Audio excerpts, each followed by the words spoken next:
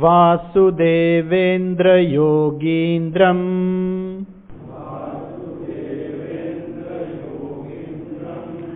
નત્વા જ્ઞાનપ્રદમ ગુરુમ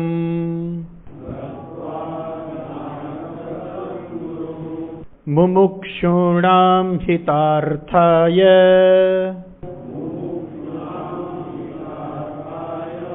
તત્વબોધોભિધીયતે.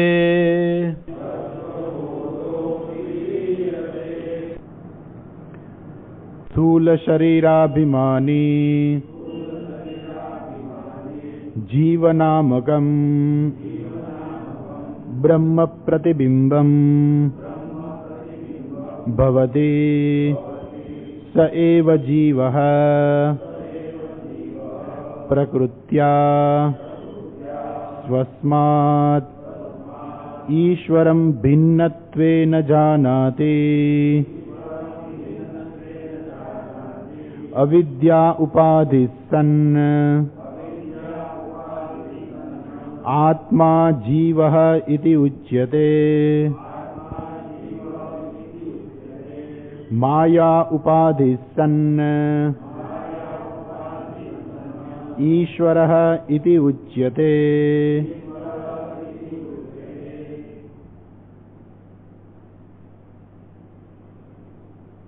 ગઈકાલે આપણે જોયું કે પંચીકૃત પંચમહાભૂતમાંથી આપણું આ સ્થૂળ શરીર બન્યું છે. સ્થૂલ શરીરાભિમાની જીવનામકમ બ્રહ્મ પ્રતિબિંબમ ભવતી. આ જેને આપણે જીવ કહીએ છીએ, એ જીવ એટલે બીજું કંઈ નથી, એ બ્રહ્મનું પ્રતિબિંબ છે. જેવી રીતે આપણું પ્રતિબિંબ આપણે અરીસામાં જોઈએ તો જેવું આપણું શરીર છે એવું જ પ્રતિબિંબ દેખાવાનું છે. આપણે બે હાથ છે તો અરીસામાં પણ બે હાથ જ દેખાવાના છે. એક નાક છે તો એક જ નાક દેખાવાનું છે, વધારે નથી દેખાવાના. અરીસામાં જોઈએ તો બે નાક દેખાય, એવું તો બનતું નથી. કપાળે એક જ દેખાશે. બધું જેવું આપણું શરીર છે એ પ્રકારે જ આપણું પ્રતિબિંબ હોય.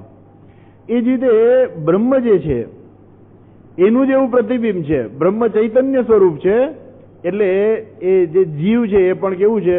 ચૈતન્ય સ્વરૂપ છે. ખરેખર કહીએ આ તો એક સમજવા માટેનો એક વાદ છે, જેને આપણે પ્રતિબિંબ વાદ કહીએ. ખરેખર તો જીવ અને બ્રહ્મ બે જુદા તો છે જ નહીં, પણ સમજવા માટે થઈને આપણે એમ કહીએ કે જાણે કે પ્રતિબિંબ છે. જેમ બિંબ અને પ્રતિબિંબ જુદા દેખાય પણ ખરેખર એક જ વસ્તુ છે, બે વસ્તુ છે નહીં. આપણને દેખાય છે બે વસ્તુ, એક બિંબ છે, એક પ્રતિબિંબ છે. અને જેટલા અરીસા એટલા પ્રતિબિંબ દેખાય. તો એવી રીતે શરીર રૂપી જેટલા અરીસા જે છે એની અંદર એ પરમાત્મા, એ ઈશ્વર, એ બ્રહ્મ એ અભિવ્યક્ત થાય છે. પણ ખરેખર તો વસ્તુ તો એક જ છે, ઓરિજિનલ વસ્તુ બ્રહ્મ એક જ છે, પણ જાણે કે અનેક હોય એવું વાસે છે. એટલે કે છે સ એવ જીવઃ પ્રકૃત્યા સ્વસ્માત ઈશ્વરમ ભિન્નત્વેન જાનાતિ. એ પોતાના સ્વભાવને કારણે, સ્વભાવ એટલે ઉપાધિને કારણે, શરીર રૂપી ઉપાધિ જે છે એ ઉપાધિને કારણે આ જ જીવ છે એ પોતાને શું માને છે? ઈશ્વરથી જુદો માને છે. જેવી રીતે અરીસામાં દેખાતું પ્રતિબિંબ છે એ બિંબથી જુદું નથી. ભલે આપણને જુદું લાગતું હોય પણ ખરેખર જુદું નથી. કેમ કે જો જુદું હોય તો બિંબ હાથ ઊંચો કરે તો પ્રતિબિંબ શું કામ હાથ ઊંચો કરે છે? પ્રતિબિંબે હાથ ના ઊંચો કરવો જોઈએ, પણ એ પ્રતિબિંબનો પણ હાથ ઊંચો થાય છે. શું બતાવે છે? કે બે એક જ છે. બિંબ અને પ્રતિબિંબ તો ખરેખર બે એક જ છે. એ જ રીતે જીવ અને બ્રહ્મ છે બે એક જ છે, પરંતુ જીવ છે એ પોતાની ઉપાધિને લીધે એ પોતાની જાતને એક જીવ માને છે. શરીર રૂપી ઉપાધિને લીધે પોતાની જાતને જીવ માને છે. ગઈકાલે આપણે ઉપાધિના દ્રષ્ટિકોણ જોયા કે પૃથ્વી રૂપી ઉપાધિને કારણે આપણને સૂર્યનો ઉદય અને અસ્ત લાગે છે. અંતરરૂપી ઉપાધિને કારણે આપણને જે તારા ખરેખર સૂર્યમંડળ કરતા પણ મોટા હોય એવડા મહાકાય તારા જે હોય આ આપણને નાનકડા લાગે છે. કેમ? અંતરને કારણે. તો અંતરરૂપી ઉપાધિને કારણે નાનકડા લાગે છે. આ બધું ઉપાધિને કારણે, વાતાવરણની ઉપાધિ, વાતાવરણમાં રહેલા કલરને કારણે આપણને આકાશ બ્લુ દેખાય છે. ખરેખર આકાશનો કોઈ કલર જ નથી, પણ એ વાતાવરણની અંદર જે સૂર્યમાંથી આવતા પ્રકાશના કિરણો જે છે એની અસર વાતાવરણ સાથે થાય અને આપણને આકાશ એ બ્લુ દેખાય છે. ખરેખર તો ઉપાધિને કારણે જ આ બધા ભેદ દેખાય છે. એ જ રીતે આ શરીરરૂપી ઉપાધિને કારણે શું થાય છે? આત્મા અનેક લાગે છે. તો ક્યારેક કોઈક માણસને આંખમાં તકલીફ હોય ને તો એને એક ચંદ્ર એક જ હોય પણ બે દેખાય, જેને દ્વિચંદ્ર ન્યાય કહેવામાં આવે છે. દ્વિચંદ્ર ન્યાય. ચંદ્ર એક જ છે પણ પેલા માણસને ડબલ દેખાય છે. એક માણસ ગયો ડોક્ટર પાસે, ડોક્ટર સાહેબ મને બધું ડબલ દેખાય છે. પણ ડોક્ટર કે પણ એમાં 4 જણા આવવાની જરૂર શું છે? એટલે ડોક્ટરને એક ને બદલે 4 દેખાતા હતા.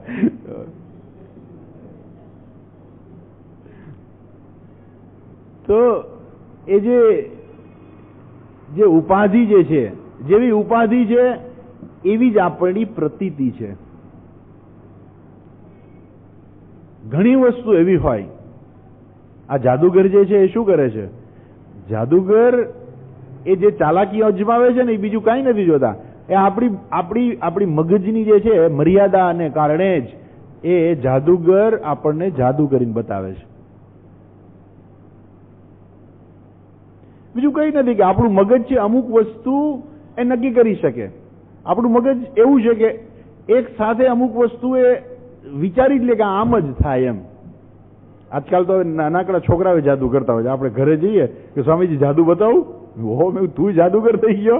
તો કે હા જુઓ એટલે બાકસ લઈ આવે, અંદર પેન્સિલ હોય, આવડી મોટી બાકસ હોય, પછી બતાવે કે જો આ પેન્સિલ છે ને તૂટેલી, પછી આમથી કાઢે તો પેન્સિલ આખી. ઓહ તું તો મોટો જાદુગર થઈ ગયો, કેવું પડે.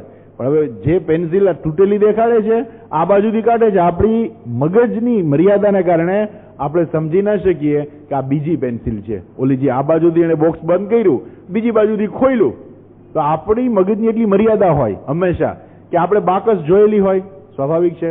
આપણે ખબર હોય કે બાકસ આ બાજુથી ખોલીએ તો એ જ સળી દેખાવાની છે, આ બાજુથી ખોલીએ તો એ જ સળી દેખાવાની છે. તો આપણી મગજની મર્યાદા છે. મગજે નક્કી જ કરી લીધું છે કે આમ જ દેખાય. તો એ મગજની મર્યાદાને કારણે જાદુગરે શું કર્યું? એવું બનાવ્યું કે જે બોક્સ છે આ બાજુથી બંધ થાય ને પેલી બાજુથી ખુલે, એ બે જુદી જુદી વસ્તુ હોય. તો આપણે કલ્પના જ ના કરી શકીએ. પહેલી વખત જયારે જે માણસ જુએ એ કલ્પના જ ના કરી શકે કે આ બે પેન્સિલ જુદી જુદી છે. એવું જ છે. ઉપાધિની મર્યાદાને કારણે આપણે, આત્મા તો એક જ છે પણ છતાંય આપણને એવું લાગે કે આપણે બધા જુદા છીએ. પાછું અનુભવાય છે, એવું નથી કે અનુભવ નથી થતો. અનુભવ પણ આપણને એવો જ થાય છે કે આપણે બધા જુદા છીએ. કેમ? તમે ખાવ તો તમારું પેટ ભરાય, હું ખાવ તો મારું પેટ ભરાય, એટલે સારું છે. મર્યાદા છે. નહીં તો શું થાય? તમને રોગ થાય તો મને થાય, મને રોગ થાય તો તમને થાય, બધાને એક સાથે રોગ થઈ જાય. એટલે એ સારું છે કે શરીરની મર્યાદા જે છે એ બરાબર છે. પણ એ ઉપાધિની જે મર્યાદા જે છે એ ઉપાધિ પૂરતી છે. આપણે શું કરીએ છીએ? એ ઉપાધિથી લેવલ ઉપરના લેવલમાં જઈને આપણે એને એક કરી દઈએ છીએ. તો શરીરની ઉપાધિ જે છે, શરીરરૂપી મર્યાદા છે, એ તો રહેવાની જ છે. એ કોઈ દિવસ જવાની નથી. એવું નથી કે તમને જ્ઞાન થઈ ગયું એટલે તમારે બધા રોગ જતા રહેશે, તમને જ્ઞાન થઈ ગયું એટલે તમને દિવ્ય દર્શન થશે, તમને જ્ઞાન પ્રાપ્ત થઈ જાય એટલે તમારા ઘરના પ્રોબ્લેમ સોલ્વ થઈ જશે. કશું જ નહીં થાય. બધું એવું ને એવું જ રહેવાનું છે. પ્રોબ્લેમ તમારા પોતાના વ્યક્તિગત પ્રોબ્લેમ હશે એ સોલ્વ થઈ જશે. શું? હું અલ્પ છું, અલ્પજ્ઞ છું, અલ્પશક્તિમાન છું, જન્મ મરણ વાળો છું, એ પ્રોબ્લેમ સોલ્વ થઈ જશે. જે ઇનસિક્યોરિટી હતી એ જતું રહેશે. પણ બીજા બધા જે પ્રોબ્લેમ્સ છે એ એવા ને એવા જ રહેવાના છે. હા, તમે એનાથી ઉપર જ છો એવું તમને ખબર પડશે કે ભાઈ આ બધા સાથે મારે કંઈ લાગે વળગે નહીં. પહેલા તમે એની સાથે ખૂબ ઇન્વોલ્વ થઈ જતા, હવે તમને એ કદાચ ડિસ્ટર્બ નહીં કરી શકે. પ્રોબ્લેમ્સ પહેલા હતા, હવે છે, પણ હવે એ પ્રોબ્લેમ્સ તમને ડિસ્ટર્બ નહીં કરી શકે. કેમ? એ પ્રોબ્લેમ્સ મારા નથી, એ મને એને કંઈ લાગતું વળગતું નથી, હું એનાથી જુદો છું. એ વસ્તુ જ્યારે સમજાય ત્યારે શરીરની મર્યાદા તો રહેવાની છે, રહેવાની છે. એ જ્ઞાની હોય, અજ્ઞાની હોય. નહીં તો પછી રામકૃષ્ણ પરમહંસને રોગ કેમ થાય? એમને કેન્સર કેમ થાય? નહીં તો એવડા મહાયોગી આ દેશની અંદર એના મંદિરો બંધાય છે. કે જે એવું કહેવાય છે કે માતાજી સાથે ડાયરેક્ટ સાક્ષાત વાતો કરતા, માતાજી એમને સાક્ષાત દર્શન આપતા, એ જ્યારે ભગવાન માતાજીને ભોગ ધરાવે ત્યારે પોતાના હાથેથી જમાડતા. તો એવા મહાયોગી એને કેન્સર કેવી રીતે આવે? એવા મહાયોગી કે જેના શિષ્ય વિવેકાનંદ, જેને દુનિયામાં નામ રોશન કર્યું, આપણા દેશનું, આપણી સંસ્કૃતિનું બધું નામ રોશન કર્યું, એવા મહાન સ્વામી વિવેકાનંદ, એના ગુરુજી, એને કેમ કેન્સર થાય? કેમ કે શરીરરૂપી ઉપાધિ છે. આ આત્માને કેન્સર નથી થતું. કેન્સર કોને થાય છે? શરીરને થાય છે. શરીર છે એટલે શરીરને એના પ્રત્યે એના જે મર્યાદા જે શરીરની રહેલી છે એ રહેવાની જ છે. પાછા આવીએ તો આપણે અહીંયા શું કહે છે કે આ જે ઉપાધિ જે છે એ માણસ ઉપાધિને લીધે જ એ પોતાને ઈશ્વરમ ભિન્નત્વેન જાનાતિ. અને આ જે છે અવિદ્યા ઉપાધિ સન, આ અવિદ્યા ઉપાધિ વાળો જે આત્મા જે છે એને કહેવાય જીવ ઇતિ ઉચ્યતે. આ અવિદ્યા ઉપાધિ વાળો આત્મા શું છે? જીવ છે. પેલું નાનકડો ઘડો હોય ને, આ લોકો રમકડાના ઘડા બનાવે. એમને મેળામાં ના બધું મળતા હોય નાના બાળકો માટે, નાના નાના ઘડા મળે રમકડાના, અને મોટો ઘડો હોય. હવે તમે એવી કલ્પના કરો કે ઘણા મીંડા બોલવા, વાતો કરવા માંડ્યા એકબીજા સાથે. એમાં છોકરો મેળામાં ગયો તો ફરવા, એ નાનકડો ઘડો લઈ આવ્યો. એ ઘડો પડ્યો તો, છોકરો બારે ગયો હતો, ઘરમાં કોઈ હતું નહીં, અને એ ઘડો એને રાખ્યો તો પેલા પાણીયારા પાસે રાખ્યો હશે, બાજુમાં મોટો ઘડો, અને બે ઘડાને વાતો કરવાનું મન થયું. બે ઘડા મીંડા વાતો કરવા. એટલે પેલો નાનો ઘડો કે ઓ હું તો સાવ નાનકડો છું. પેલા મોટા ઘડ કે તું તો કેવડો મોટો છો, તારામાં તો કેટલું બધું પાણી જમાય, તને તો બધા રોજ સાફ કરે, અને તારી તો પૂજા થાય, તારે આટલું બધું પાણી જમાય, અને હું તો સાવ નાનકડો ઘડો, અને મને તો બધા હેરાન કરે, મને ગમે ત્યાં મૂકી દે, હું સાવ નકામો છું, હું એક વખત તૂટી જવાનો છું, હું એક વખત મરી જવાનો છું. પેલા ઘડા કે આ હા હા તું કેવડો મોટો ઘડો છો, તારે કાંઈ ચિંતા છે, બધા તારું ધ્યાન રાખે, તને બધા હાથ ફેરવે, તારામાં બધા પાણી રોજ નાખે, રોજ સાફ કરે, મારું તો કોઈ ભાવે નથી પૂછતું. નાનકડો ઘડો. અને મોટા ઘડાને કઈ ચિંતા છે? ના, એને કઈ ચિંતા નથી. એ બે ઘડા કદાચ વાત કરતા હોય તો ઘડાના બધા એના પ્રોબ્લેમ્સ હોય, જેવા આપણા પ્રોબ્લેમ્સ એવા ઘડાના હોય ને. જેમ આપણા પ્રોબ્લેમ્સ હોય, પેલો માણસ એમ કીધું કરે રે મારી પાસે કઈ છે નહીં, હું સાવ ગરીબ માણસ છું, મારી પાસે કઈ છે નહીં, હું મારું એક વખત મરી જવાનો છું, મારે કેટલા બધા પ્રોબ્લેમ્સ છે, મારું માથું દુખે ને પેટમાં દુખે ને આ છે ને તે છે ને, મારું જન્મ થયો છે ને હું મરી જવાનો છું, મારામાં કઈ તાકાત નથી ને. ભગવાનમાં તો કેટલી બધી તાકાત છે. એ તો સર્વનું સર્જન કરી શકે, બધો નાશ કરી શકે, ઉત્પત્તિ કરી શકે, નાશ કરી શકે. હું તો કાંઈ કરી નથી શકતો, મારામાં કઈ તાકાત છે નહીં, હું તો હાવ નકામો માણસ છું, મારી કોઈ કિંમત નથી ને બધું કે માણસ. જીવ નાનકડો ઘડો. પેલા ઘડાને કે તું તો બહુ મોટો ઘડો છો. હવે તમે વિચાર કરો, એટલે પેલો ઘડો કે ભાઈ તું ચિંતા ના કર, આપણે બે એક જ છીએ. પેલો કે આપણે બે એક કેવી રીતે હોઈ શકીએ? હું તો આવડો જ નાનકડો છું, તું તો આવડો મોટો છો, આપણે બે એક કેવી રીતે હોઈ શકીએ? તું માટી છો ને હું માટી જ છું, આપણે બે માટી જ છીએ. એ મને સમજાતું નથી તો રોજ મારી પાસે ભણવા આવતો જા, હું તને રોજ ભણાવીશ. તું માટી છો, તને સમજાતું ના હોય તો રોજ ભણવા આવતું મારી પાસે, હું તને રોજ સમજાવીશ કે તું કેવી રીતે માટી છો. તું માટીમાંથી જ ઉત્પન્ન થયો છો, તારામાં જ માટી રહેલી છે, અને તું હંમેશા માટી જ રહેવાનો છો. આ પેલી તરંગ જેવું સમુદ્ર હોય ને, સમુદ્રમાંથી તરંગ ઉત્પન્ન થાય. એ પેલી તરંગ કેવી હોય? ઉત્પન્ન થાય ત્યારે ધીમે ધીમે મોટી થવા માંડે, અને પછી દરિયામાં સમાઈ જાય. આ લોકો, ઘણા લોકો હોય ને, એ લોકોએ દરિયો ના જોયો હોય, ખાસ કરીને હિમાલયમાં જે લોકો રહેતા હોય એ લોકોએ દરિયો ના જોયો હોય, એટલે બહુ એ લોકોની ઈચ્છા હોય દરિયો જોવાની. એક ભાઈને દરિયો જોવો હતો, એના સગાવાલા કોઈક બોમ્બે રહેતા હશે ને ભાઈને બોમ્બે ગયા સ્ટેશનમાંથી ઉતરતા વેદ પેલા વેલા કે તું મને દરિયો દેખાડ. એની દરિયો જોયો જ નથી, કેવો છે દરિયો, એ કોઈ દિવસ દરિયો જ નથી જોયો, કે તું મને દરિયો દેખાડ.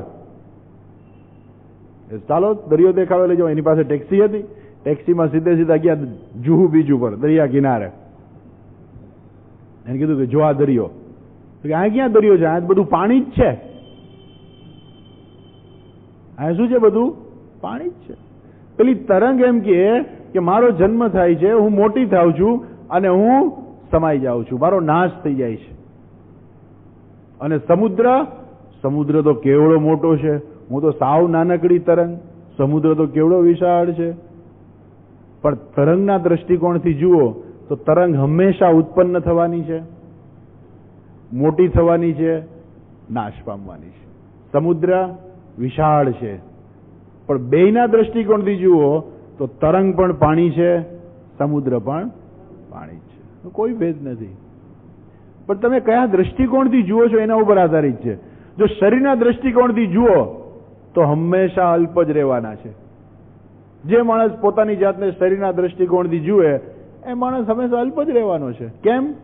કે એનું ધ્યાન શરીર ઉપર જ છે, મન ઉપર જ છે, બુદ્ધિ ઉપર જ છે, કે જે ખરેખર મર્યાદિત જ છે.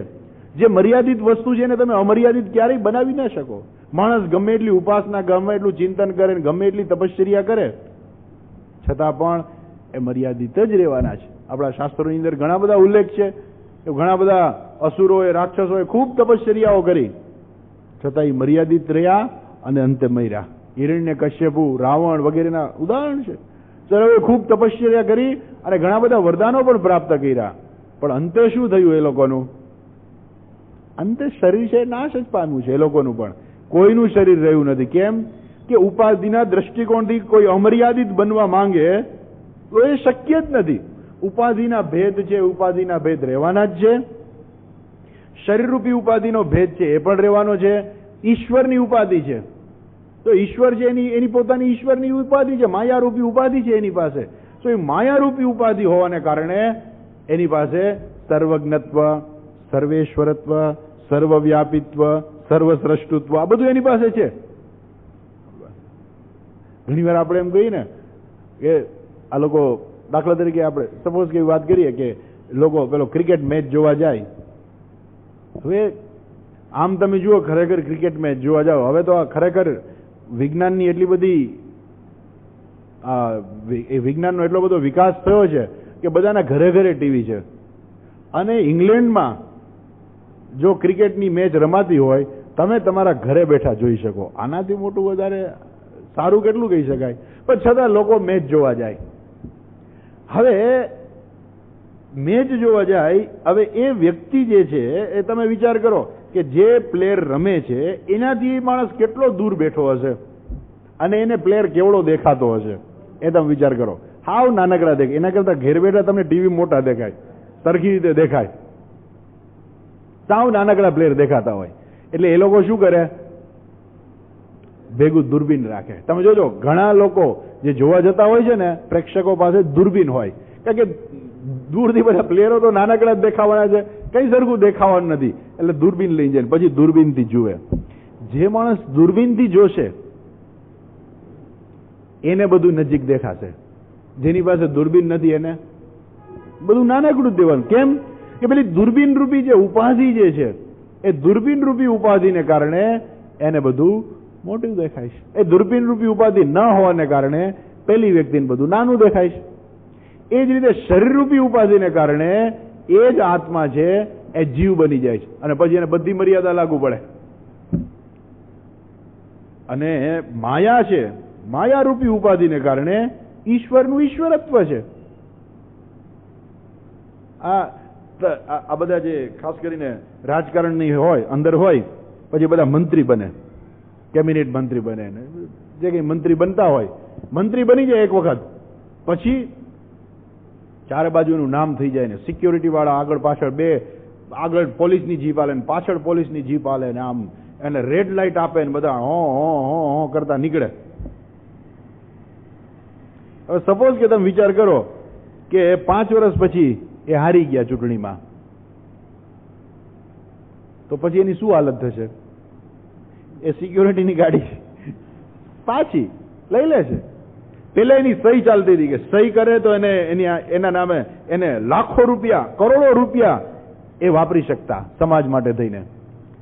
પછી હારી ગયા, પછી એની સહી કરશે તો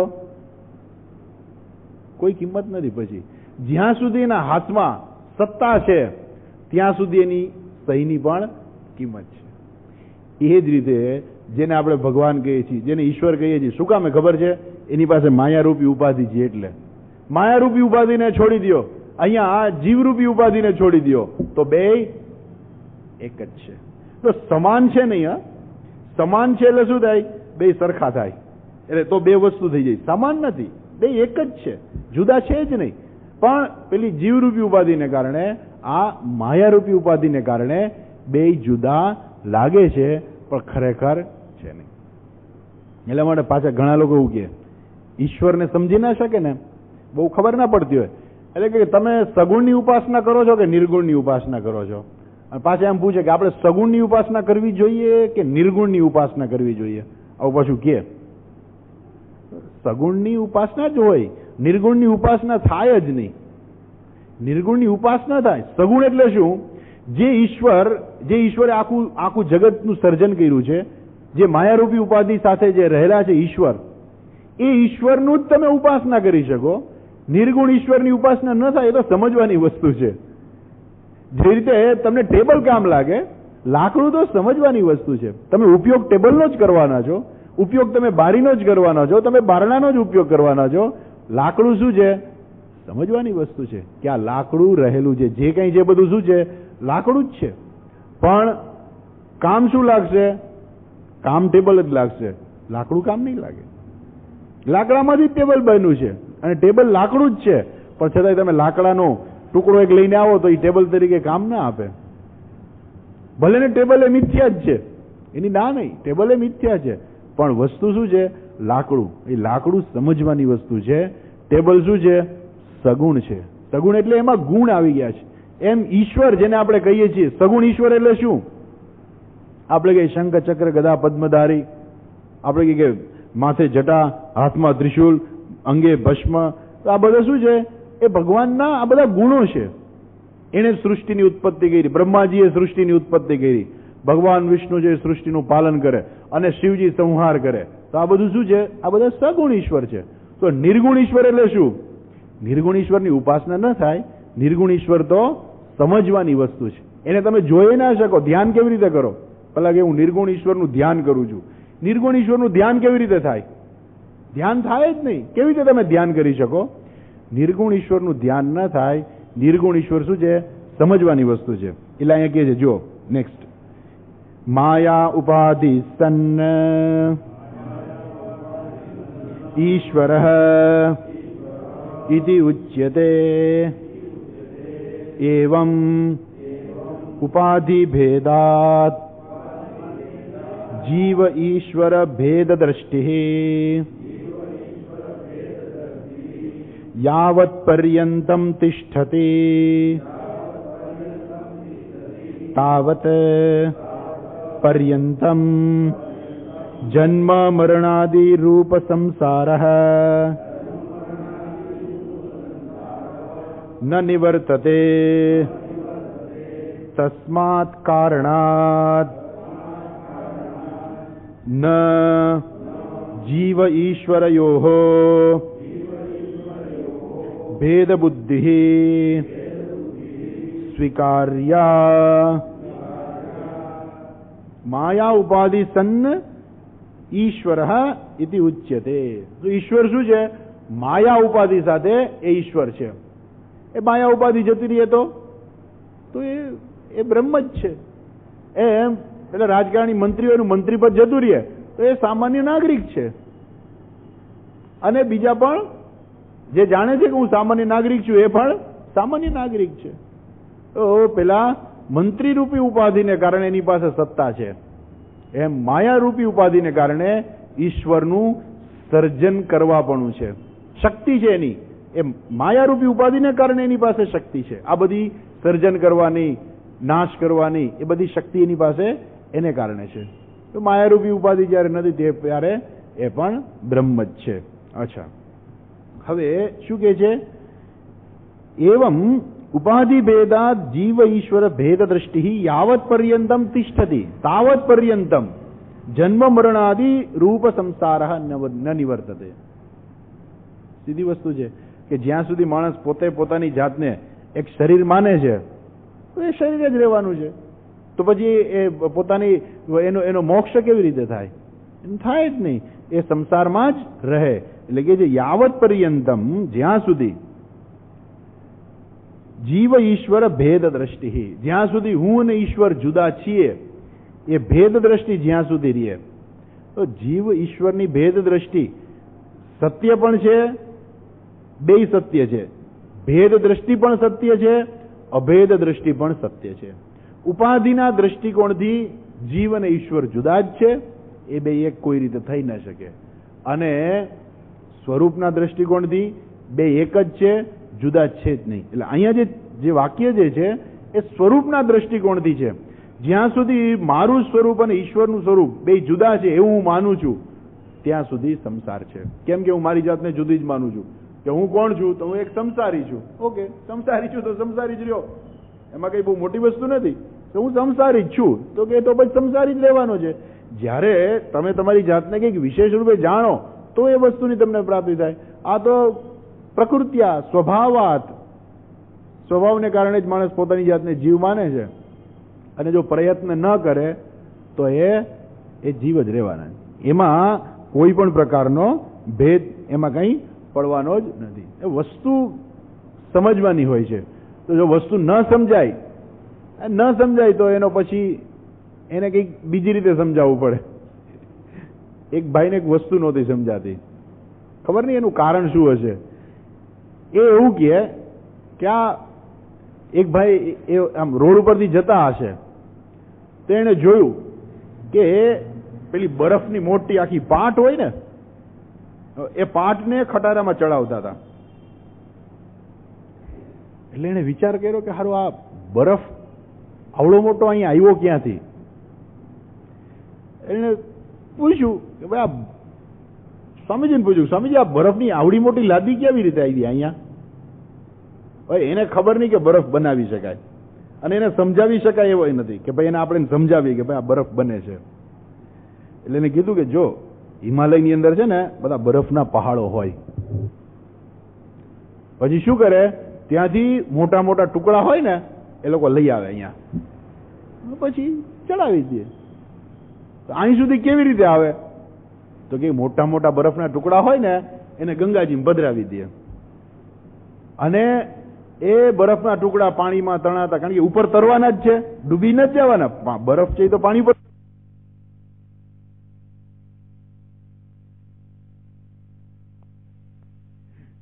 એને બરફનું કારખાનું સમજાય નહીં. એને સમજાય ગયું હા બરાબર છે. ઘણી વખત માણસ સમજે જ નહીં. ગમે એટલું તમે સમજાવવાનો પ્રયત્ન કરો એને વિરોધ જ કરવો હોય કે ના ના હું ને ઈશ્વર ભાઈ એક કેવી રીતે હોઈ શકીએ. એટલે પછી શું કરે, આપણી સાથે આર્ગ્યુમેન્ટ કરવા માંડે. મારે તમને સીધી વસ્તુ સમજાવવી છે, તમારે સમજવું તો સમજો, મારે તમારી યાર મગજમારી નથી કરવી. તમારે સમજવું હોય તો હું તમને સમજાવવાનો પ્રયત્ન કરું, નહીં કે હું તમારી સાથે આર્ગ્યુમેન્ટ કરવા. એટલે કે આમ છે ને તેમ છે, બધી પછી દલીલ કરશે. આપણે કઈ કાંઈ વાંધો નહીં, બરાબર છે, બરાબર છે, તમે કરો છો બરાબર છે, કરો. ન બુદ્ધિ ભેદમ જનયેત અજ્ઞાનામ કર્મ સંજ્ઞામ. ગોલોક વૃંદાવનમાં જઈને દાંડિયા રાસ લેવા છે, ઓકે લ્યો ચાલો બરાબર સરસ, આપણે કઈ કરો બરાબર છે, તમે કરો અને ત્યાં જઈને દાંડિયા લ્યો, બહુ મજા આવશે. તમારે આવું છે? ના મારે નથી આવું, કારણ કે મને દાંડિયા નથી ગમતા. તમે જાઓ, બહુ સરસ રાસલીલા ત્યાં ચાલતી હશે, ભગવાન તમારી રાહ જોવે દાંડિયા રાસ રમવા માટે થઈને. ભગવાન આપણે ખરેખર વિચારીએ તો આપણે એમ લાગે કે શું ભગવાનને બીજું કામ નથી કે દાંડિયા રાસ રહીને રાખે? પણ લોકોનું માનવું એવા પ્રકારનું છે. ભગવાન કે મને ક્યાં વાંધો છે, લોકો જેવું માનતા હોય આપણે એવું કરી દઈએ. તો ભગવાન એક ક્ષણમાં, આપણે આની પહેલા વાત કરી હતી કે એક ક્ષણની અંદર એટલી ગાયો ગોપાળો જો બની જતા હોય, વાછરડા બની જતા હોય, બ્રહ્માજી લઈ ગયા હતા બ્રહ્મલોકમાં બધી ચોરી કરીને, તો ભગવાને એક ક્ષણમાં સર્જન કરી દીધું. તો એ પોતાના ભક્ત માટે એક ગોલોક ન બનાવી શકે? એક વૈકુંઠ ના બનાવી શકે? અરે ભગવાન માટે કંઈ અશક્ય નથી. એ તો એ પોતાના સંકલ્પ માત્રથી આખી સૃષ્ટિ ઉત્પન્ન કરે છે. એના માટે એક ગોલોક બનાવવું કે જ્યાં ભગવાન દાંડિયા રાસ લેતા હોય. ભક્ત માટે ભગવાન બધું સર્જન કરી શકે. પ્રશ્ન એ છે કે ભક્ત સમજવા માંગે છે કે નહીં? સત્ય વસ્તુ છે સમજવી છે કે નહીં? એને દાંડિયા રાસ ગમતો હોય તો મને કાંઈ વાંધો નથી, ભલે તમે દાંડિયા રાસ રમો ભગવાન પાસે જઈને, પણ સત્ય વસ્તુ તો સમજવાનો પ્રયત્ન કરવો છે કે નહીં? નહીં.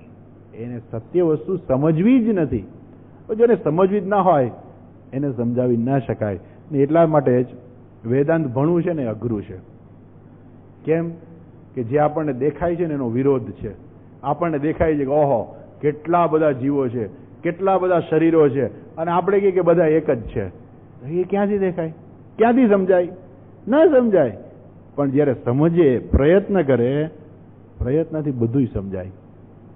સૂર્ય ઉગતોય નથી ને આથમતોય નથી, એ દેખાવા છતાંય સમજવું અઘરું છે. એ સરળ નથી. એ વૈજ્ઞાનિકોએ જેને કોઈ આ બધી થિયરી આપી ત્યારે એનું માથું પાકી ગયું હશે બીજાને સમજાવતા. એ સરળતાથી નહીં સમજાવી શક્યા હોય. તો પછી ધીમે ધીમે ધીમે લોકોએ સ્વીકાર કર્યો અને પછી સમજ્યા સરખી રીતે કે હા આવી રીતે શક્ય છે. એને એક એવો બીજા બે ગોળા એને બતાવી અને એની ઉપર નાનકડી કીડીને બેસાડીને બતાવવું પડે કે આ કીડીને કેવું લાગતું હશે. ત્યારે એને ખબર પડે કે સાચી વાત છે, સૂર્ય તો સ્થિર જ છે, પણ પૃથ્વી ફરે છે એટલે એવું લાગે જાણે કે સૂર્ય ઉગે છે ને આથમે છે. અમુક પ્રયોગો દ્વારા એને બતાવવું પડે, ત્યારે પછી માણસ સ્વીકાર કરે કે હા બરાબર છે. એમ વેદાંત પણ સતત, જેને કહેવાય ને સતત ભણવું પડે. એટલું જ નહીં, આવા બધા લોકોથી સાવધાને રહેવું પડે. હા, નહીં તો એ લોકો આવીને તમને સમજાવી જાય. પેલા કે ને કે હું ભૂતને પકડવા ગયો તો ભૂત થઈ ગયો. કે મારામાં બહુ તાકાત છે, હું જઈને ભૂતને પકડી આવું. ગયા ભાઈ ભૂતને પકડવા, ભૂતે જઈને મારી નાખ્યો ને એ જ ભૂત બની ગયો. એમ જ્યાં સુધી આપણામાં એવી તાકાત ના હોય ત્યાં સુધી આપણે બીજા સાથે ડિસ્કશન એ ના કરવું અને એને સ્વીકારવા પણ નહીં. જ્યારે એની વાતો આપણે સાંભળી લઈએ, ઘણા લોકો એવા હોય કે એની પાસે વાક શક્તિ હોય, તો એ વાક શક્તિ એવી હોય ને કે બીજા માણસને અભિભૂત કરી દે. સત્ય સમજાવવા કરતા એ માણસને જે નથી, જે ખોટી વસ્તુ છે, શાસ્ત્રમાં જે નથી કહ્યું એ વસ્તુ પણ એ માણસને સમજાવી દે. અને છે જ અત્યારે સમાજની અંદર આવા કેટલાય સંપ્રદાયો ફૂટી જ નીકળ્યા છે. અનેક સંપ્રદાયો ફૂટી નીકળ્યા છે કે જેને કોઈ શાસ્ત્ર સાથે કોઈ સંબંધ નથી. અનેક સંપ્રદાયો ફૂટી, અને એના ફોલોઅર્સ પણ છે. અને કદાચ આપણે એમ લાગે, આપણે ક્યારેક કેવું પડે કે આપણા કરતા ઘણી વાર એમાં જાજા થઈ જાય. આપણે એમ લાગે કે આપણા સત્સંગમાં તો કોઈ આવતું નથી, એના સત્સંગમાં તો હજારો માણસો જાય છે, ડોક્ટરો જાય છે ને એન્જિનિયરો જાય છે. હા હા, બધા જાય છે. એવું તો બધા બુદ્ધિ વગરના છે. ડોક્ટર થઈ ગયા એટલે એવું થોડું છે કે બુદ્ધિવાળા છે? એ બુદ્ધિ વગરના છે. કેમ? એને કોઈથી વિચાર જ નથી કર્યો એ ક્ષેત્રમાં. તો ડોક્ટર થઈ ગયા એટલે એની પાસે ડોક્ટરની બુદ્ધિ છે, એની પાસે કઈ શાસ્ત્રની બુદ્ધિ છે એવું ના કહી શકાય. હા, એની બુદ્ધિ સૂક્ષ્મ છે એવું કહી શકીએ, એ વિચારી શકે છે. પણ આ ક્ષેત્રમાં એને વિચાર જ ના કર્યો હોય, ત્યાં જ પેલા એ પકડી લીધા હોય, બિચારા પકડાઈ જાય. જય શ્રી કૃષ્ણ. આ જીવન પૂરતા તો જય શ્રી કૃષ્ણ થઈ જાય, પણ એની ભગવાન છે એમના, ભગવાન એને નેક્સ્ટ જન્મમાં એને સીધે રસ્તે ચડાવશે. ના નહીં, કારણ કે એની તો ભાવના સાચી છે. ભલે જે છેતરવા વાળા બીજા લોકો છે, પણ એની તો ભાવના સાચી છે, એટલે બીજા જન્મની અંદર ભગવાન એને સાચે રસ્તે તો ચડાવશે જ. પણ આ જન્મ તો ગયો, પૂરું થઈ ગયું. નેક્સ્ટ જન્મ ક્યારે મળે એ પાછું ભગવાન જાણે. કારણ કેમ? અમદાવાદ બીજા કેટલાય આપણા રાહ જોઈને બેઠા જ વચ્ચે. તો આ જન્મ મળ્યો છે, ચડી જાઓ પ્લેનમાં, અમદાવાદ આવે ગઈ. નહીં તો બીજા કેટલાય રાહ જોઈને ઉભા. જન્મ હાથીના, કૂતરાના, બિલાડા, કીડા, મકોડા, કેમ કે આપણે કેટલાય માયરા છે. એ માયરા છે એટલે બધા જન્મો રાહ જઈને જોતા હોય ને કે ગયા જન્મમાં હું કીડો બન્યો હતો ત્યારે મને માર્યો હતો, હવે આવતા જન્મમાં તું કીડો બન ત્યારે હું તને મારું. ભગવાનને આપણે એવું કહે છે ને કે ભગવાનને ભોગવવું પડ્યું. રામચંદ્રજીએ વાલીને બાણ માર્યું તો મને કે મારો શું વાંક, તમે મને શું કામ માર્યો? ઝઘડો તમારા બે ભાઈ નો હતો, તમે મને શું કામ માર્યો? ભગવાન કે કાંઈ વાંધો નહીં, આવતા જન્મમાં તું મને મારી લેજે, બસ આપણે વસૂલ થઈ જાય. તો ભગવાને વસૂલ કરાવતા હોય તો બીજાની તો ક્યાં વાત કરવી. એટલે આપણે હાલતા ચાલતા કેટલાય જીવને મારી નાખીએ છીએ. એ બધા રાહ જોઈને બેઠા હોય ને કે હવે તારો વારો આવવા દે, તું કીડો બન, જો તારા ઉપર પગ મૂકીને તને મારું નહીં, મારું નામ નહીં. એ બધા રાહ જોઈને બેઠા હોય. એટલે આપણે કીડા મકોડા બધું બનવું પડે. જો આપણે આ જન્મમાં મોક્ષ ન પ્રાપ્ત કરીએ તો એ બધા રાહ જોઈને બેઠા છે. નેક્સ્ટ પછી પાછો મનુષ્ય જન્મ ક્યારે મળે ભગવાન જાણે, કાંઈ ખબર નહીં. એટલે એની આપણે પાછા આવીએ તો કે જ્યાં સુધી માણસ સમજતા નથી ત્યાં સુધી, એટલા માટે એ કહે છે કે જ્યાં સુધી આ ભેદ બુદ્ધિ છે ને ત્યાં સુધી સંસાર રહેવાનો જ છે. એ માણસ ગમે એવો મોટો તપસ્વી હોય, ગમે એવો મોટો યોગી હોય, તો જ્યાં સુધી પોતાની જાતને બ્રહ્મરૂપે જાણે નહીં ત્યાં સુધી એનો સંસાર રહેવાનો જ છે. કદાચ સ્વર્ગમાં જાય, કદાચ બીજા કોઈ લોકમાં જાય, જ્યાં સુધી જ્ઞાન પ્રાપ્ત કરે નહીં ત્યાં સુધી એનો સંસાર છે. ભગવાને ગીતામાં કહ્યું ને, આ બ્રહ્મ ભુવનાન લોકાહા પુનરાવર્તિનો અર્જુન મામુપ્યેતુ કૌંતેય પુનર્જન્મ ન વિદ્યતે. મને જે પ્રાપ્ત કરી લે છે, મને જે જાણી લે છે એનો પછી જન્મ થતો નથી. પણ બાકી ગમે એવી તપશ્ચર્યા કરી હોય, ગમે એટલા સત્કર્મ કર્યા હોય, ગમે એટલા યજ્ઞ યાગાદિ કર્યા હોય, ગમે એટલા પૂજાપાઠ કર્યા હોય, ભલે ને બધું કર્યું હોય, જ્યાં સુધી જ્ઞાન પ્રાપ્ત નથી થતું ત્યાં સુધી સંસાર ચાલુ જ રહેવાનો છે. અચ્છા, એટલા માટે કહે છે અહીંયા કે એવમ ઉપાધિ ભેદાત જીવ ઈશ્વર ભેદ દ્રષ્ટિ યાવત પર્યંતમ તિષ્ઠતિ તાવત પર્યંતમ જન્મ મરણાદિ રૂપ સંસાર ન નિવર્તતે. ત્યાં સુધી આ જન્મ મરણ રૂપી જે સંસાર જે છે એ જતો નથી. અને માટે તસ્માત કારણાત ન જીવ ઈશ્વરયો ભેદ બુદ્ધિ સ્વીકાર્યા. માટે જીવ અને ઈશ્વરની જે ભેદ બુદ્ધિ છે એનો ક્યારેય સ્વીકાર કરવો નહીં. આવા બે ગુરુજી હતા, એક ભેદ દ્રષ્ટિવાળા અને એક અભેદ દ્રષ્ટિવાળા. બે ગુરુજી હતા. મોટું શહેર હતું, રાજા હતા. રાજા બહુ સારા હતા. એટલે અભેદ દ્રષ્ટિવાળા જે ગુરુજી હતા એ રાજાને કહે કે આ તો બધું મિથ્યા છે, સંસાર મિથ્યા છે આ બધું, અને આત્મા તો બ્રહ્મ છે. રાજાને કઈ સમજાય નહીં, પણ રાજાને એટલું લાગે કે ના ના કંઈક વાત કરે છે, સારી વાત કરે છે, એમ સાવ નકામી કે એવું કઈ નથી, પણ કંઈક સારી વાત છે, પણ મને સમજાતી નથી. રાજા એને રાખે. અને બીજા હતા દ્વૈતી ગુરુ, એ પણ રાજાને કહે કે એ તો ઈશ્વર મહાન છે ને, આપણે ઈશ્વરને પ્રાર્થના કરીએ તો ઈશ્વર આપણી વાત સાંભળે ને, આપણે તો જીવ છે ને, એ તો ઈશ્વર છે ને, ઈશ્વર ધારે તે કરી શકીએ, આપણે કંઈ કરી ન શકીએ, અને આપણે કાયમને માટે જીવ જ રહેવાના છીએ ને, એ ઈશ્વર છે, આપણે અનેક જન્મ થાય, ભગવાન તો આપણું ધ્યાન રાખે ને, આવું બધી વાત કરે રાખે. રાજા બેયને રાખે. પણ પેલા બેયને, પેલો જે ભેદ દ્રષ્ટિવાળા હતા એને પેલા અભેદ દ્રષ્ટિવાળા ગુરુજી સાથે શું થાય, હંમેશા ઈર્ષા આવે એની, કે એક તો એ કઈ ભગવાનની કઈ વાત કરતા નથી, પૂજા પાઠ જપ તપ કરવા જેવું રાજાને કઈ કહેતા નથી. રાજાને ખાલી ચડાવી જ રાખે છે કે તમે બ્રહ્મ છો, તમે બ્રહ્મ છો, એવું ચડાવી જ રાખે છે. અને રાજા એને આટલી બધું રાખે છે, એને કેટલું બધું આપે છે. એક વખત એનો વારો કાઢવો છે. એટલે એક વખત રાજા જતા હતા જંગલમાં ફરવા, અને એ જ વખતે ઓલા ભેદ દ્રષ્ટિવાળા જે ગુરુજી હતા એ ત્યાં હતા. રાજા કહ્યું ચલો આપણે જંગલમાં જઈએ. એટલે પેલાને એમ તો હું જાઉં છું તો એકલો હું કામ જાઉં, ઓલાને લેતા જઈએ ભેગા. એટલે કીધું મહારાજ આપણે જઈએ છીએ, હું આવું છું સાથે, તો આપણે પેલા બીજા છે ગુરુજી એમને પણ સાથે લઈ લઈએ તો. હા હા હા એમને લઈ લી ચાલો. એટલે બેને સાથે લીધા, ગયા જંગલમાં ફરવા. જંગલમાં ગયા, જંગલ હતું હાથીઓનું જંગલ, અને હાથી છે ને જંગલી પ્રાણી, જંગલમાં જંગલી પ્રાણી હોય, હાથીનો ભરોસો ના થાય. અહીંયા જે માવત આવે છે ને હાથીને ટ્રેન કરેલો હોય છે, એટલે હાથીનો ભરોસો ક્યારેય ન કરાય. અને એમાંય ખાસ કરીને જ્યારે હાથીનું બચ્ચું સાથે હોય તો ત્યારે એનો કોઈ દિવસ ભરોસો ન કરાય. કેમ? હાથીની નજરમાં કાંઈ પણ આવ્યું ને એટલે એને ફિનિશ કરી નાખે, મારી નાખે. એને જોયે કે આ મારા બચ્ચાની આજુબાજુમાં કોઈ બીજું પ્રાણી છે એટલે એને પૂરું કરી નાખે. અને માણસ તો બિચારો કેટલોક ભાગી શકે, એટલે માણસને તો મારી જ નાખે. ખરેખર એ મૂકે નહીં માણસને. અને આપણા આશ્રમનો અનુભવ છે.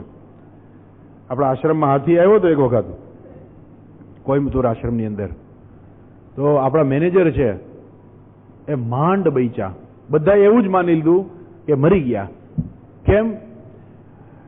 હાથી આવ્યો એટલે બધા ભાગી ગયા, પણ મેનેજર હતા અને પોતે મિલિટરીમાં રહેલા હતા, એટલે એને એમ થયું કે હું હાથીને કંઈક એવું કરું કે જેથી હાથી અહીંથી આશ્રમમાંથી જાય. પોતાની ફરજ રૂપે એને જરાક પ્રયત્ન કર્યો. હાથી એની પાછળ પડ્યો.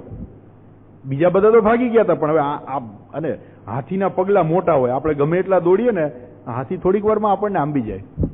એટલે પેલા એ શું વિચાર કર્યો કે હું કંઈક સંતાઈ જાઉં. એટલે એક રૂમનો દરવાજો હતો, સાઈડ હતી ને, એમાં ભાઈ સંતાઈ ગયા. અને હાથીએ જોયું કે એને એ માણસ દેખાણો નહીં, એટલે હાથીએ ચીચિયારી કરીને એવું કર્યું. પણ હાથી આમ ગયો બીજી બાજુને, પેલા ભાઈને એમ કે હું જતો રહું. હાથી આમ જતો રહે છે, પણ હાથી બહુ હોશિયાર હોય, એની નજર બહુ પાવરફુલ. જેવો પેલો માણસ બહાર નીકળો, હાથીએ તરત જ એને જોઈ લીધો અને તરત જ હાથી એની પાછળ ભાગ્યો. પેલો માણસ ભાગે, હાથી એની પાછળ ભાગે. હવે પેલા માણસ પાસે કોઈ રસ્તો જ ના રહ્યો, એટલે એને શું કર્યું, ત્યાં આશ્રમમાં સીધે સીધો એક ખાડો હતો, આમ અંધારું હતું ને ખાડા જેવું હતું, એટલે એને સીધે સીધો એ બાજુ દોડીને કૂદકો મારી દીધો. એને ખબર નહીં કે હું ક્યાં પડીશ, શું કરીશ, કાંઈ ખબર નહીં. હાથી એની પાછળ આવી અને જોશથી પગ ઉપાડી અને ત્યાં પગ મૂક્યો. પેલો માણસ મિલિટરીમાં રહેલો હશે, એટલે એને ખબર પડે કે આમાંથી કેમ બચવું, એટલે એને આળોટતા આળોટતા પોતાની જાતને બચાવી લીધી. હાથીને એમ જ થયું કે આ માણસ અહીંયા જ છે, એટલે જોરથી પગ મૂકી દીધો એની માથે. અને આજુબાજુમાં માટી હતી, સૂંઢથી ઉપાડી માટી એની માથે નાખી દીધી અને ભયંકર ચીચિયારી પાડી વિજયની, કે હું જીતી ગયો એમ, અને આ માણસને મેં મારી નાખ્યો. હકીકતે ઓલો બચી ગયો હતો. અને એને પેલો માટીને કાદવ ને બધું નાખ્યું, અંધારામાં એ માણસ દેખાણો નહીં. અને પછી હાથી જતો રહ્યો અને પેલો માણસ બચી ગયો. ઈશ્વરની કૃપાથી એ બચી ગયો, પણ હાથી છોડે નહીં. જંગલી હાથી હોય ને એ માણસને મૂકે નહીં. અને એમાંય ખાસ કરીને સફેદ વસ્તુ હોય, સફેદ કપડા, પેલા એ સફેદ કપડા જ પહેર્યા હતા, એટલે એની પાછળ પડી ગયો. એ માણસ માંડ માંડ બચ્યો. એ જંગલની અંદર ક્યારેય પણ હાથીની સાથે જો બચ્યું હોય એનું, તો કોઈ દી ત્યાં એ જોવાઈ જવું નહીં કે આપણે દૂરથી જોઈએ, જોવાઈ ન જવું, ભાગી જ જવું. આ અભેદ દ્રષ્ટિવાળા જે ગુરુજી હતા, જંગલમાં ગયા ને એમણે જોયું હાથી ને બચ્ચા સાથે, એટલે કહ્યું મહારાજ ભાગો હાથી, અને બધા ભાગ્યા, જલ્દી જલ્દી ભાગ્યા ને બધા સુરક્ષિત રીતે પાછા પહોંચી ગયા. એટલે ભેદ દ્રષ્ટિવાળા જે દ્વૈતીન ગુરુ હતા, એને કહ્યું જોયું મહારાજ, આ અભેદ દ્રષ્ટિવાળા ગુરુજી એવું કહેતા હતા ને કે બધું મિથ્યા છે, આખું જગત મિથ્યા છે, શરીર મિથ્યા છે. શરીર મિથ્યા છે તો હાથીનું શરીર મિથ્યા ના હોય? આ તો મિથ્યા શરીરથી ભાગવું શું કામ જોઈએ ને? કેમ કે શરીર તો મિથ્યા જ છે, તો પછી ભાગવું શું કામ જોઈએ ને? રાજાને કે હારું સમજાણું નહીં, યાર વાત તો સાચી, કે આપણે એક કામ કરીએ, એને જ બોલાવીએ. એને બોલાવ્યા કે તમે કહો છો કે આ બધું મિથ્યા છે, આખું જગત મિથ્યા છે, બધા શરીરો મિથ્યા છે, તો હાથીનું શરીર મિથ્યા ખરું કે નહીં? તો કે હા મહારાજ, હાથીનું શરીર મિથ્યા જ છે. તો કે તો પછી તમે ભાગ્યા શું કામ? તો કે મહારાજ મેં એવું ક્યાં કીધું કે ભાગવાનું મિથ્યા છે? મેં એવું ક્યાં કીધું કે ભાગવાનું સત્ય છે? ભાગવાનું મિથ્યા છે. હું એવું નથી કહેતો કે ભાગવાનું સત્ય છે. ભાગવું પણ મિથ્યા છે, હાથી મિથ્યા છે, ભાગવાનું પણ મિથ્યા છે. તો મિથ્યા જગતની અંદર વ્યવહાર પણ મિથ્યા જ રહેવાનો છે, મિથ્યા વ્યવહાર કરવાનો છે. એવું નહીં કે હાથી મિથ્યા છે આપણે જઈને સામે કે હાથી તું મિથ્યા છો, બીજી સેકન્ડમાં હાથી પહોંચાડી દે ઉપર. એટલે સરસ મહાત્માએ આપણા રામકૃષ્ણ પરમહંસ એક વખત આ વાર્તા કરેલી. એમ કે એક માણસે એને કહ્યું કે ભાઈ બધાની અંદર ઈશ્વર જ છે, તું જો. એટલે શિષ્યને બરાબર લાગી ગયું, બધામાં ઈશ્વરના જ દર્શન કરવા. તો ગાંડો હાથી થયો તો. એટલે પેલા શિષ્ય કીધું એમાં શું હતું? એમાંય ભગવાન જ છે ને, આપણે શું હતું? એમાંય ભગવાન છે. એટલે ઉભો રહી ગયો રોડની વચ્ચે. પેલા બધા કીધું ભાગ, એલા ભાગ, ગાંડો થયેલો હાથી આવે છે તને મારી નાખશે. એ મારા ગુરુજીએ કીધું છે કે હાથીમાં ઈશ્વર જ છે, એમાંય ભગવાન જ છે. એટલે ઉભો રહ્યો. ઉપરથી ઓલા મહાવતે કીધું એલા ભાગ, મરી જઈશ, તોય ભાગ્યો નહીં. અને હાથી આવીને એક પાટું માર્યું ને હાડકા બધા ભાંગી નાખ્યા, હોસ્પિટલમાં ગયો. ને પછી ગુરુજીએ કીધું કે બેટા કેમ, શું થયું? તો ગુરુજી તમે તો કહ્યું હતું કે બધાની અંદર ઈશ્વર જ છે, તો ગાંડો હાથી હોય તો શું થયું? એમાં ઈશ્વર નથી? તો મેં એમાં ઈશ્વરના દર્શન કર્યા. તો કે તને એમાં ઈશ્વર દેખાણા, પણ ઉપર મહાવત બેઠો હતો એમાં તને ઈશ્વર નો દેખાણા? એ મહાવત એને તને કહેતો હતો કે તું ભાગી જા, તો એમાં તને ઈશ્વર નો દેખાણા, તને ખાલી હાથીમાં જ ઈશ્વર દેખાણા? તો ઘણી વખત શું થાય કે માણસ બરાબર સમજે નહીં ને, ત્યારે આવા પ્રોબ્લેમ્સ ઊભા થાય. એટલે શું થાય કે બેયને ભેગું કરી દે. કોને ભેગું કરી દે? જે મિથ્યા અને સત્યને ભેગું કરી દે ત્યારે એ વસ્તુ ખોટી બને. તો સત્ય અને મિથ્યા ભેગા જ ના થઈ શકે. મિથ્યાનું લેવલ જ જુદું છે, સત્યનું લેવલ જુદું છે. મિથ્યાના લેવલથી કોઈ દિવસ ઐક્ય શક્ય જ નથી. શરીરના દ્રષ્ટિકોણથી જીવ અને ઈશ્વર કોઈ દિવસ એક બની જ ના શકે. તો એક કોના દ્રષ્ટિકોણથી છે? એ આત્માના દ્રષ્ટિકોણથી બે એક જ છે. પેલો નાનકડો ઘડો અને મોટો ઘડો બે કોઈ દિવસ એક બની શકે? કોઈ દિવસ ના બની શકે. પણ માટીના દ્રષ્ટિકોણથી બે એક જ છે. નાનો ઘડો છે એ માટી જ છે, મોટો ઘડો પણ માટી જ છે. એમ કોઈ દિવસ શરીરના દ્રષ્ટિકોણથી બે એક્ય શક્ય જ નથી. આત્માના દ્રષ્ટિકોણથી ભેદ શક્ય નથી. આત્માના દ્રષ્ટિકોણથી ભેદ રહેલા જ નથી. આ ભેદ દ્રષ્ટિ જ્યાં સુધી રહેલી છે ત્યાં સુધી જન્મ મરણ રહેલા છે. એટલે કે છે તસ્માત કારણાત ન ઈશ્વરયો જીવ ઈશ્વરયો ભેદ બુદ્ધિ સ્વીકાર્યા. ક્યારે એનો સ્વીકાર ના કરો ભેદ બુદ્ધિનો. અને જ્યાં સુધી ભેદ બુદ્ધિ છે તાવત સંસાર. માટે ક્યારેય પણ ભેદ બુદ્ધિનો સ્વીકાર કરવો નહીં. અચ્છા, આ રીતે ભેદ બુદ્ધિ પણ સાચી છે, અભેદ બુદ્ધિ પણ સાચી છે. શરીરના દ્રષ્ટિકોણથી ભેદ બુદ્ધિ છે અને રહેવાની જ છે, એમાં કાંઈ ફેર પડવાનો નથી. અને આત્માના દ્રષ્ટિકોણથી અભેદ છે, એમાં ભેદ શક્ય નથી. અને જે માણસ ભેદ માને છે કે ના આત્મા પણ જુદા છે, તો એવું જે માને છે એ પોતે પુણ્ય અને પાપ પોતે પોતાની જાતને કરતા માને છે, ભોગતા માને છે. ત્યાં સુધી એને કરતા છે એટલે પાપ અને પુણ્ય એને ચોટે છે. અને પાપ અને પુણ્ય ચોટતા હોવાને કારણે એને પુણ્ય અને પાપ ભોગવવા માટે જન્મ પણ લેવો પડે છે. એટલે જન્મ મરણના ચક્રમાં ફસાય છે અને ત્યાં સુધી સંસાર છે.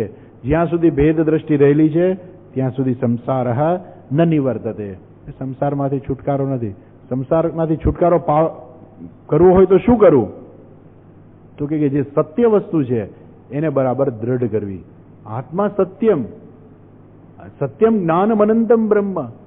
જો આત્મા એ જ સત્ય છે અને બ્રહ્મ આત્મા એ જ બ્રહ્મ છે. એ અભેદ દ્રષ્ટિ જે છે એ અભેદ દ્રષ્ટિ જો પ્રાપ્ત થઈ જાય તો પછી જન્મ મરણનું ચક્ર રહેતું જ નથી. સંસારમાંથી મુક્તિ જ છે. પણ સંસારમાંથી મુક્તિ છે એટલે શું થાય? એવું કે સંસારમાંથી મુક્તિ થઈ ગઈ એટલે પછી આપણે બહાર જઈને આકાશમાં ઉડવા માંડીશું? નહીં, એ તો જે શરીરની મર્યાદા છે એ તો રહેવાની જ છે. તો આપણે અભેદ દ્રષ્ટિ ક્યાં જોવાની છે? આત્માના દ્રષ્ટિકોણથી અભેદ દ્રષ્ટિ છે. ત્યાં જીવ અને ઈશ્વરનું ઐક્ય છે. હજુ એનો વિસ્તાર જે છે આપણે આવતીકાલે પણ આ ભેદ દ્રષ્ટિ જે છે તો પછી શાસ્ત્ર કેમ કહે છે તત્વમસી? તો એ તત્વમસી જે છે એ તે તું છો. તો તું એટલે શું? એ જે ચર્ચા જે છે આપણે આવતીકાલે કરીશું. અને અહીંયા પ્રશ્ન છે નનુ સાહંકારસ્ય કિંચિજ્ઞસ્ય જીવસ્ય નિરહંકારસ્ય સર્વજ્ઞસ્ય ઈશ્વરસ્ય તત્વમસીતિ મહાવાક્યાત કથમ ભેદ બુદ્ધિ? ભેદ બુદ્ધિ કેવી રીતે હોય? ઉભયોહો વિરુદ્ધ ધર્મ આક્રાંતત્વાત. આ તો બે વિરુદ્ધ ધર્મ છે, તો છતાંય બેયનું ઐક્ય કેમ કહે છે? શા માટે શાસ્ત્ર એવું કહે છે તત્વમસી? કેવી રીતે કહે છે? કેવી રીતે શાસ્ત્ર સમજાવે છે?